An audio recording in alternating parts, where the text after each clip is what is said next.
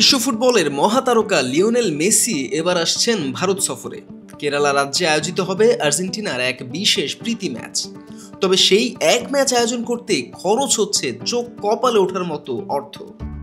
ভারতীয় গণমাধ্যম দ্য হিন্দু জানিয়েছে, আর্জেন্টিনা দলকে আনতেই কেরালাকে দিতে হচ্ছে 130 কোটি রুপি, বাংলাদেশি টাকায় প্রায় 181 কোটি। শুধু তাই নয়, প্রতিপক্ষ দলকেও আলাদাভাবে দিতে হবে মোটা অঙ্কের টাকা।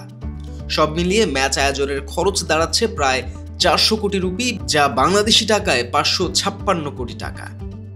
আর্জেন্টিনা ফুটবল ফেডারেশন শর্ত দিয়েছে, প্রতিপক্ষ হতে হবে ফিফা র্যাঙ্কিংয়ে শীর্ষ 50 দেশের একটি। সম্ভাব্য প্রতিদ্বন্দ্বী হিসেবে আলোচনায় আছে মরক্কো, জাপান, অস্ট্রেলিয়া ও কোস্টারিকা। কেরালার ক্রীড়ামন্ত্রী ভি আব্দুর রহিমান নিশ্চিত করেছেন, মেসি নিজেও আসছেন এ সফরে। আগামী 10 থেকে 18 নভেম্বরের মধ্যে তিরুবনন্তপুরমের গ্রিনফিল্ড আন্তর্জাতিক স্টেডিয়ামে বসবে এই মহারণ।